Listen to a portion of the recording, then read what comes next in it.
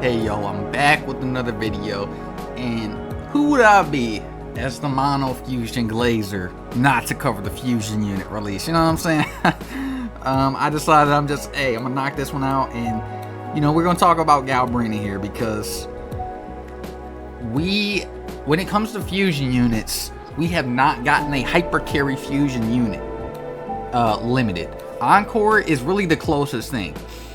Brant, to an extent he was, but he was mainly used as a sub DPS. You know, it's like playing, I don't know, Changli Hyper Carry. You know what I'm saying? It's not what he's meant for, right? He's meant, all the current Mono Fusion units are meant to be built up with their fortes, and then nuke with their, you know, all their nukes, right? Now I might actually I'm gonna throw a clip and show what I mean by build up.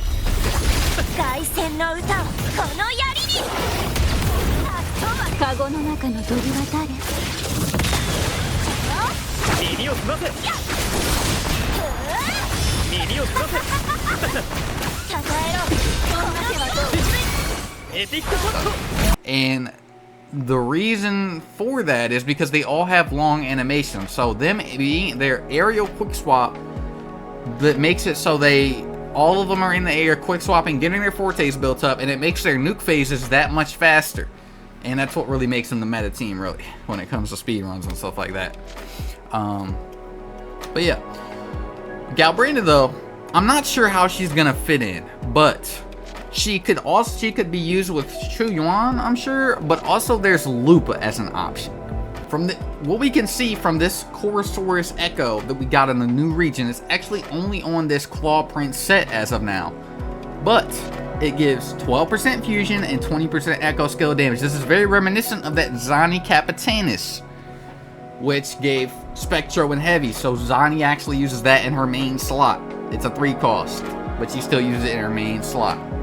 Now, if you are a woman enjoyer in this game, don't worry, you're not gonna need that Chuyuan, I'm sure, because Lupa existing just makes it so easy for any fusion unit to get so many buffs. I mean, if Galbrena doesn't do fusion damage, I mean, I don't know, God, strike me down, you know what I'm saying? Because there's no way, right? So what Lupa actually is going to be giving, and also not to mention, there's also more to it. We don't have a heavy attack fusion DPS yet. We don't even have a heavy attack fusion unit actually.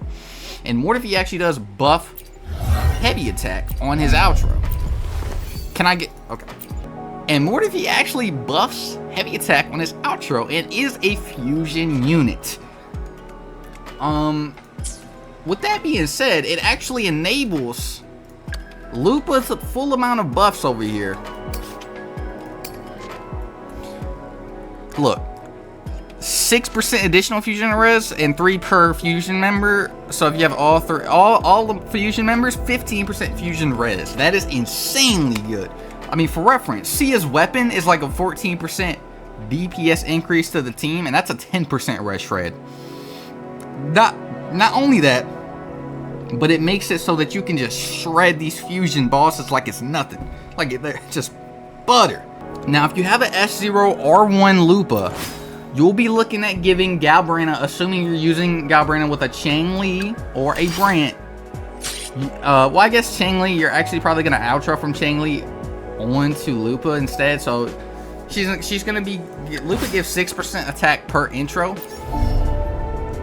Per intro done.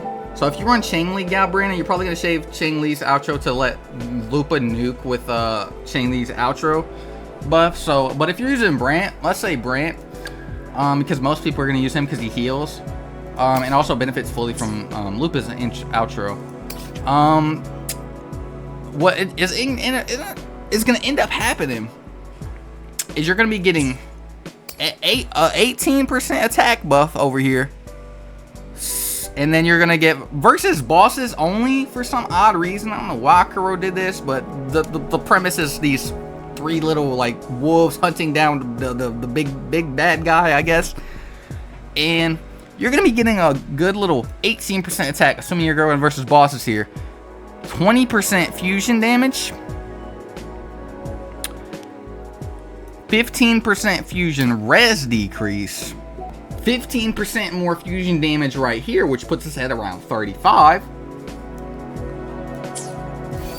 And the weapon giving 24% fusion damage to the whole team. So you're going to be looking at 59% fusion damage. This is like very obviously, some of these buffs are only going to be on bosses. Let's just assume you're facing a boss. 59% fusion damage, 18% attack, and 15% fusion res, assuming you're using it in a mono fusion setup. Now, Galbrena is a very hyped character. People have been waiting for her forever at this point. And I hope that she doesn't disappoint us. As a hyper carry, I'm pretty sure she's going to be great. We're going to have to see how that quick swap plays out, though, when it comes to running with the Changli, Lupa, and Brant. Running with a Lupa, Brant / Changli. You know, that's going to be the two that get swapped out. Lupa's going to stay there, but it's either Brant or Changli. Most likely, Brant does better than Changli because he fully benefits from that outro. But if she needs an extensive amount of field time and doesn't do good with air quick swaps, Changli might actually be better than Brant. And for Weewa, because of her AoE. I'm not sure how she's going to fare in Weewa Galbrena, because every fusion unit is pretty good in Weewa except really Brant, but if you use his wheel, then he's great. He's like probably the best, if you can land that anchor on every single wave. But yeah, with that being said, guys, I hope everyone's looking forward to Galbrena and your pulls go good. And don't worry, she's probably going to work good in these mono fusion setups. If you already have that team and you don't want a man on your setup, you probably have Changli, Lupa, and I don't know, some healer right now, and you're like, oh man, I really want Galbrena to fit in. She's probably gonna fit in, but do keep in mind that Changli really wants you to play good and quick swappy, but it's fine. You can still clear with that team. Honestly, just probably Changli and Lupa alone can clear. Maybe I'm actually glazing right there, but